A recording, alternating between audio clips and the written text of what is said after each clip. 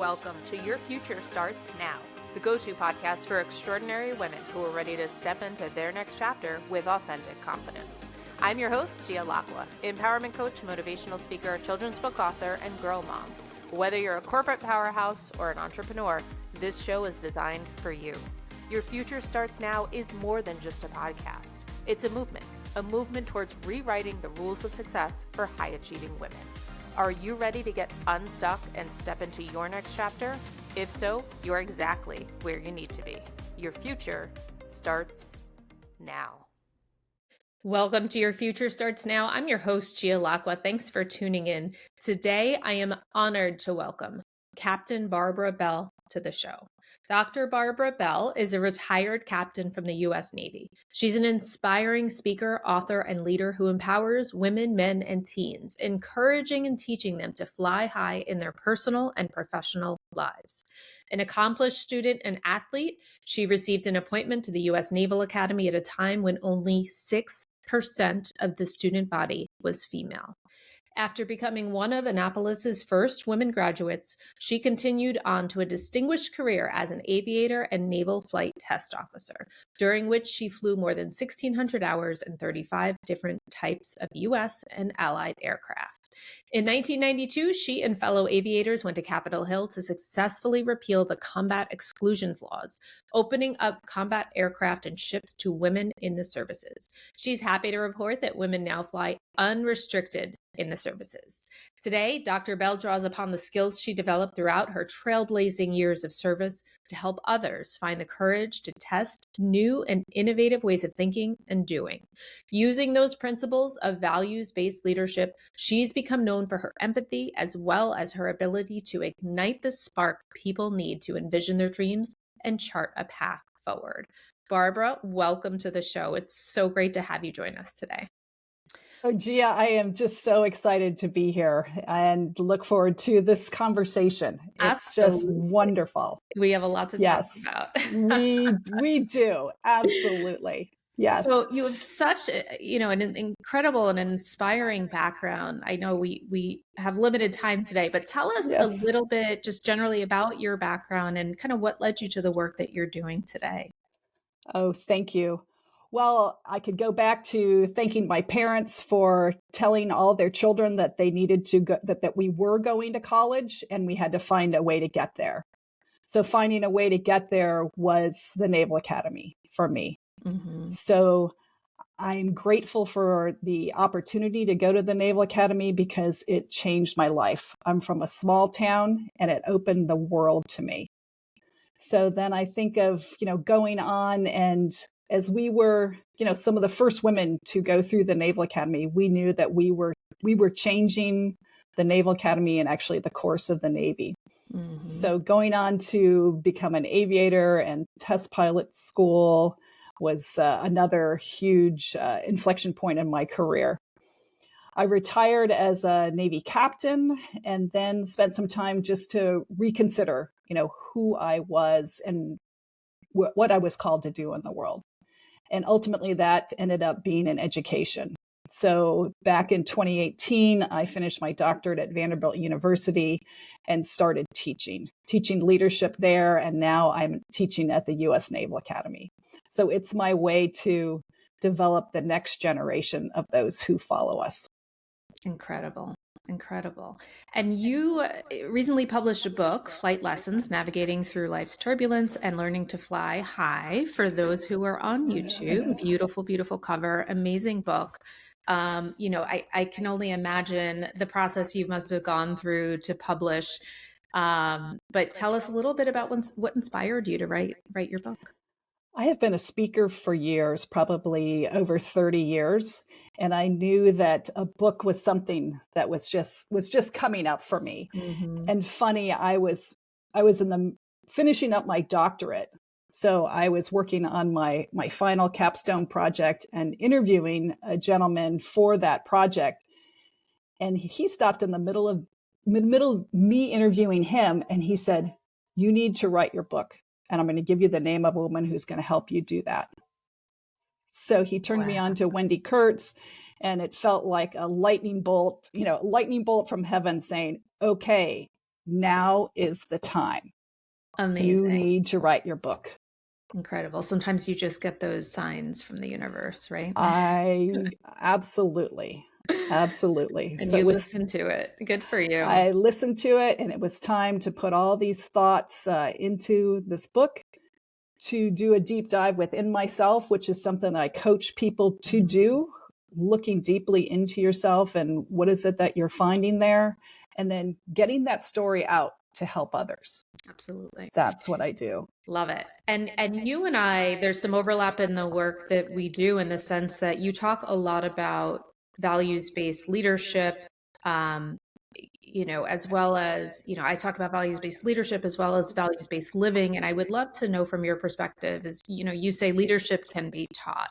So from your perspective, Absolutely. I would love to know, what are some of those key principles of the values-based leadership that guide the way you teach and coach others? So it's based on 4 questions. And the first question is, who am I? The second question is, what do I value? The third is, what behaviors demonstrate those values? And then ultimately, what is my vision? So what I do, I draw a circle, because it's a cycle. And we need to enter into that cycle at various times in our lives, because where we are personally changes over the years, and where we are as a leader changes as well. So starting with that first question, who am I? I'm no longer a Navy captain. I am an educator, and I am a developer of leaders, a speaker as well. I think back to, when I was an ensign, or when I was a lieutenant, when I had my first team that I was leading. Who was I then? But more importantly, who am I now? And then as I think of values, what is it that I value? And I encourage all our listeners and anyone that I coach to spend time and write down, what are those values? Oftentimes I'll do an exercise. I'll have a bunch of sticky notes and say, okay, you have 2 minutes. Write down as many values as you could possibly think of. And I keep pressing. I said, I want to see 10. I want to see 20. And then identifying of that collection, where are the commonalities, or where are the maybe 3 to 5 values that are critically important to you? And then write that down. And it's not enough, of course, to identify what values we hold. It's critically important that our behaviors demonstrate those values. So again, I ask those whom I coach. I did that when I was in command, and I wrote down what behaviors my team members could expect from me that aligned with my values, to get really specific. And because our team members are huge congruency detectors, they will know when you are acting in alignment with your values, and they will also know when you are acting out of alignment with those values. Sure. So our values, it's a reflexive quality. Our values can reflect and do reflect our values. But we as leaders need to get really clear on what we value, identify those behaviors. And ultimately, as you go through this process, what will evolve out of that in that cycle is your vision. Sometimes we start with a vision. What's my vision for the organization? We have to start with ourselves. Who am I? Who am I at this point in my life, in my leadership journey, or my personal journey? What is it that I value? I value truth and honesty and respect, surrounded by love. That's what I value. What behaviors can you expect from me? And spending that time to clearly articulate what those things are, write it down, cross it out, come back to it, and then you'll be surprised that what will come out of that is your vision. And then publish it. Yeah. Publish it. Yeah. It's incredibly powerful. And I would imagine, as you said, a lot of leaders are pretty clear on their vision, which is sort of the last pillar in the work that you Mm-hmm. do. But Mm-hmm. I imagine that even a lot of established leaders probably have a hard time, in particular, answering the first two questions of who am I and what do I value, right? I think it can be that way, but there are a lot of leaders out there that perhaps have an old view of themselves. Mm, So let's bring it forward. yeah. Who am I Yeah. now? And then, where am I going? Right. So it's dated, right? And so our identity evolves as a person, as a leader, and Mm-hmm. they're not independent of one another, as we know. No. So, and I think that's hard. I think it's a great point that we have to continuously evaluate, reevaluate, where am I today and where am I going? Who am I today, and who do I want to be? Right? What are the Right. values I want to espouse? So I think that is incredibly powerful. And I love that. And the alignment piece you talked about is so important as well, because that really is I think the core Yes. of being, having integrity as a leader. Having integrity. Mhm. Absolutely. We were teaching that last week in class. Yeah, Integrity is having that alignment between, you could say, our values, our principles, or our virtues, and the actions that we take. absolutely. What we say and what we do, right? Absolutely. And it's not as if our values are going to change over time, Mhm. but how we demonstrate those values may change. For sure. Mm-hmm. For sure. And people see when we're authentic, right? And when, like you said, we're not living Absolutely. in alignment with the values that we preach. Yes, we talk a lot about authenticity today, and then you say, well, but what is that? It's really that alignment between our behaviors, our actions, and our values, what For it is that sure. we value. Mm-hmm. For sure. Incredible. So you have flown more than 1,600 hours in 35 different types of aircraft. I would love to know, how has being an aviator influenced your view of both life and leadership? I always say, because I'm an aviator, I see things differently. I see things from that 40,000-foot perspective. Yeah. But I want to go back and tie it to some of the sections in my book. So I've broken my book into 3 sections, and one is gritting it out. Mm-hmm. The next one is navigating turbulence, and the next one is earning your wings. Mm-hmm. There's a lot of, when we are just beginning, there's a lot of gritting it out that we must do. I relate that to my 4 years at the Naval Academy as, again, one of the first cadre of women. Yeah. We had to grit it out.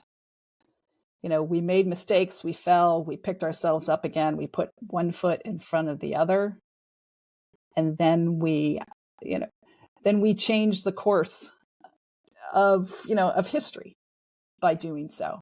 Yeah. It prepared me to go to Pensacola to flight school. I knew how to grit it out. And sometimes we think that once we've gritted it out that we are done. But there's that part about navigating turbulence. You're going to come up against different issues that you must learn to navigate.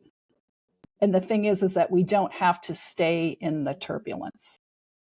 That's a critical piece of what I have learned as an aviator. We're in the turbulence. We can find our way out. Mm-hmm. And then getting to that point where we have earned our wings, we are qualified, we're credentialed, we can wear that proudly on our chests, or, more metaphorically, recognizing that we have earned our wings. And perhaps there's another earning of wings in your future. But in terms of leadership, back to your question, looking at a lot of young people today, they want to just move fast. Mm-hmm. And I want to be the CEO by the time I'm 30 or 25 or whatever that would be. There are a lot of lessons to be learned in ground school. And so take that time to really learn those lessons. Then take those tools and then learn how to navigate. And then you're prepared for that next place or that promotion, whatever that might be. Mm-hmm. So as an aviator and flying multiple aircraft, I relate that to multiple perspectives. Incredible. And I love the, zooming out and looking at the 40,000 foot view, I think is so important, because in our personal lives and in our professional lives, we can get so mired down into the details. And then we become very egocentric, where we think everything is about us, right? But to be able to zoom out and see that bigger picture and what impact am I having, and being intentional and thoughtful about it, I think is such great advice. You also talked about the grit, and you faced a tremendous amount of discrimination and harassment in your journey, being a first or only in so many situations. So tell us a little bit about, how did you balance that grit and persistence with the moments of self-doubt or discouragement? Because I know in your book you talked about there's a very high rate of women that left, right, the service and quote unquote quit. And I could see why. It's hard.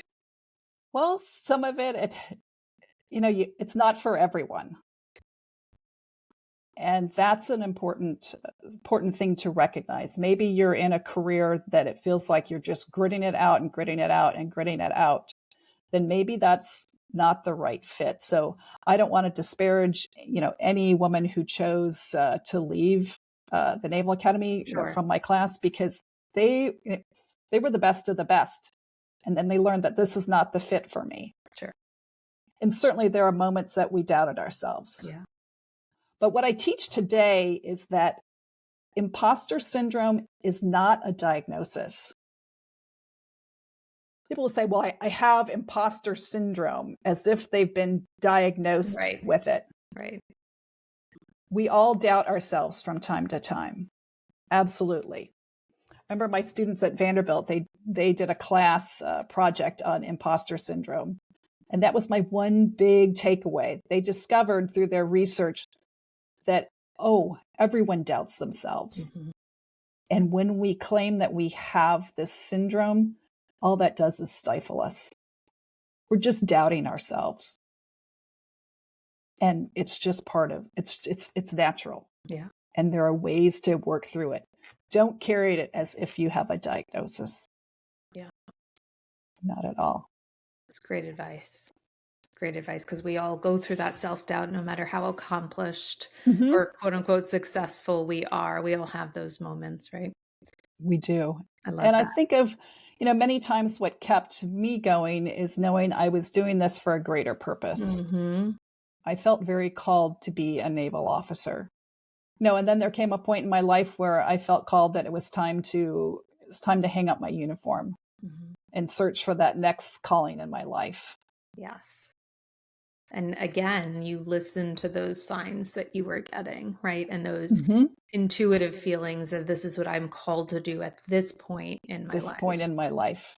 Yes. Such incredible, incredible advice. And, for people, because I think a lot of times we can tune out our intuition, and sometimes we get those signs, yes. we ignore them, or we we'll make up stories about, it's not, it was just for a fleeting moment.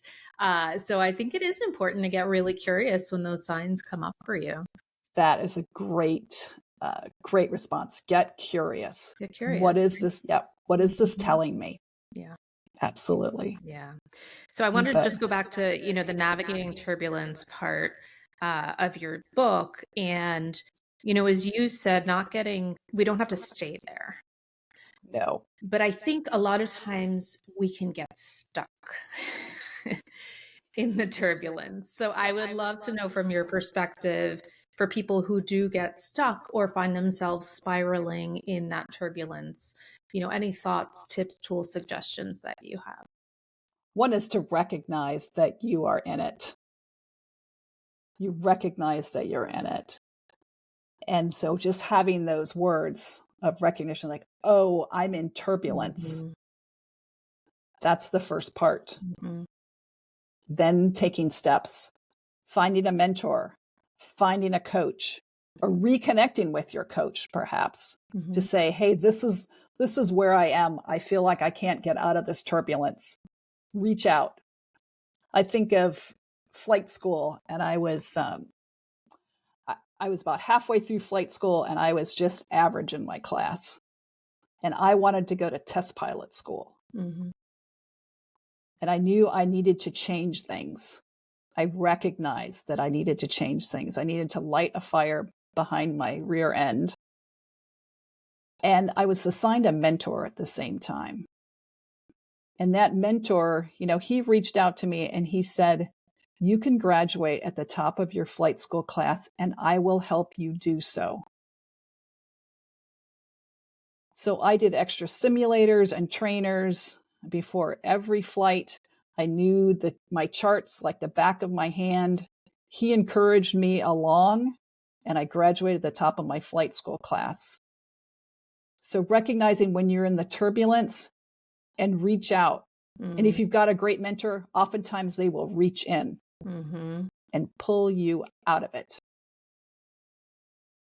But be open to getting a mentor, getting a coach, and allowing them to help pull you out. It's great advice. And so such a powerful story too, right? Because oftentimes we're in it and we think we're alone, and you don't have to be. We don't have to be, especially as high achieving women, when we bear this belief that we have to do it all and we have to do it all on our own. No, we don't. We don't. I always say we can have it all, but not always at the same time. Right. Right. And it's okay Absolutely. to ask for help and reach out. So powerful, powerful advice. You talk a lot about living and flying in all three dimensions. I would love for you, if you could elaborate on what that means in terms of personal and professional growth. Oh, I think it also relates back to that 40,000 foot perspective. Yeah. I can think of the excitement of my very first flight. It was just a small Cessna airplane and it's jostling along on the grass. And we finally got to the runway. You add power and you release the brakes and you're going down the runway and all of a sudden you get lighter and you lift up and you're now flying. So for me, it's remembering that moment of lift. Mm-hmm. And so take it into today. Maybe that's, what's in front of you that you, quote, have to do. So you look down and I see that in just 2 dimensions. But what is that thing that's going to make you lift up? To remove yourself from it and look at it in a different perspective, or feel that you are really embracing that calling that's on your life. Getting that whole body feel that you are embracing it. I love that.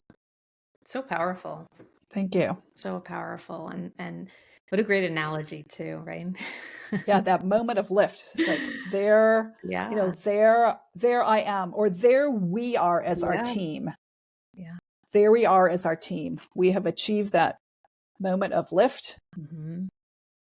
And we can see things differently and we can work together. We can fly in formation if that's a follow on to that analogy. Sure. And we can do it together as a team. Yeah. Yeah. And the mind body connection is important too. It's how do you embody that? And it's a shift in that energy, right? In terms of embodiment. I agree. Yeah. I agree. For sure. Yes. So for women and men who are aspiring to break barriers in whatever realm they are in, what is the most important piece of advice you can offer them? I have a quote from Amelia Earhart that I want to read. And it is this: some of us have great runways already built for us. If you have one, take off. But if you don't have one, realize it is your responsibility to grab a shovel and build one for yourself and for those who will follow after you. For those who will follow after you. It is hard work. It can be difficult to be a pioneer, but you're changing things for others who follow you. Just today in class, we were speaking about giants, that sense, like standing on the shoulders of giants gone before. Yep. So recognize there was someone who has done something similar. It may not be the exact same thing, don't get mired in like, oh, this is so hard, I have to make my own runway. Just get out there, grab your shovel, start shoveling, and start changing your own life and the lives of those who will follow you. Yeah. Yeah. Yeah. And that's, you talk a lot about in your book, being part of something bigger than yourself. So I imagine that helped lead and guide you through some of those challenging moments. Yeah, absolutely. It was a privilege and honor to serve my country, to wear the uniform of our nation. So I was part of something much larger than myself. Yeah. Yeah. So that can happen in your workplace. How do you, that's a question to leaders. How do you make this much larger than yourself? How do you help your team members understand that the work that you do is not just about the work that's in front of you? Mm-hmm. For sure. And there is a mindset shift and a perspective shift. I've worked with leaders who have actually said to me, and I was actually surprised when I heard it, and then I realized I shouldn't have been so surprised. But we were talking about developing talent and career trajectory and moving up the ladder, helping your team grow and move across and into different positions. And some of the leaders I've worked with were really stuck and hung up on the fact that, well, if I help them to grow and develop and then they leave, where does that leave me? As opposed to looking at it and saying, wow, look at the talent that I've developed and the leaders that I've helped to create of the future that are now going off to do more amazing things. Yes, I think when we operate out of a sense of fear, if I develop my people, they will leave. Yes. If you don't develop your people, sometimes they will leave and stay. And what I mean by that is that they will come to work and they may get the job done, but they've checked out even though they're there. Absolutely. So working with our team members. So, hey, it's about the team. When I was in command, I always referred to my team members as team members. Mm-hmm. When I teach today, I talk about building a team, and I'll often refer to my students as team members. That they can learn from one professor to 20 students, or 21 can learn from 21. Yeah. And we get far better results when 21 are learning from 21. For sure.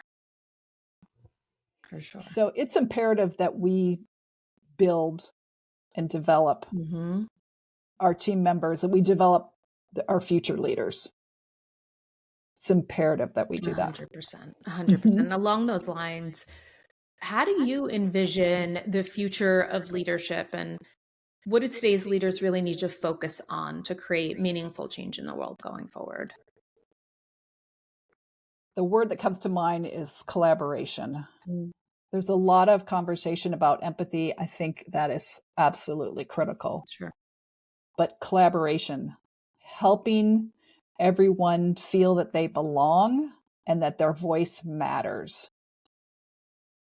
I do this within my classes now. I used to do this as when I was in command, to ensure as we went around the table or went around the room that everyone had the opportunity to say something. And I also teach my students today that we have those who tend to be more introverted and those who tend to be more extroverted. Sure. And I've asked my students to think about it a little bit differently. Extroverts tend to or have a need to process out loud. Mm-hmm. And so I say, if we can think of, our student, the student who's always the first to speak, that they have to process out loud, we start to see them differently. And then when we see those who are more introverted, that they have to process internally, we can see that, oh, he's an internal processor. He needs time. And it's our role as leaders too, to help those who are more extroverted and those who are more introverted, to ensure with those who are more extroverted that there is space for those who need to process internally to make their voice known. Mm-hmm. Every leader needs to read the book Quiet, The Power of Introverts in a World That Just Can't Stop Talking. Mm-hmm. So collaboration. And we do that virtually now. We do that hybrid, and we also do that in person. Absolutely. I would say collaboration, and also recognizing that as a leader, it's ultimately your responsibility. Yeah. Absolutely. And there's one other thing I want to touch upon just before we wrap up, and it's this concept of fitting in versus standing out. And right. And there's this, I think, absolutely so relatable. And I love how in the sort of the beginning of your journey in the story, you talk about being the only one and standing out, and how do I fit in, right? And I think a lot of times as women in male dominated environments, we try to adapt ourselves or morph ourselves into something that we think will be accepted, because at a very basic level, we all as humans have a need for belonging. So that is a very basic instinct, right? That all of us have. But then at the end of your book, you talk about standing out and making a difference and sort of embracing your differences as yes a superpower. Absolutely. I always think of the time when I was in Pensacola. I had just gotten to flight school, and I was driving too fast on base. I got pulled over by the police, and the base police, and that came with an invitation to meet the commanding officer of the base. Oh boy. So that was not exactly what Ensign Bell wanted to do, but she didn't have the option. So I remember getting ready for that conversation, ensuring that my uniform was pressed, everything was absolutely in order. There was not a hair out of place, in my head, and walking in to meet the commanding officer of the base. And I am grateful for what he said. He said, "You are a role model." Mm. He said, "There are so few women on base. Everyone is looking at you." And I recognized in that moment that I had a choice. I was going to be a role model no matter what I did.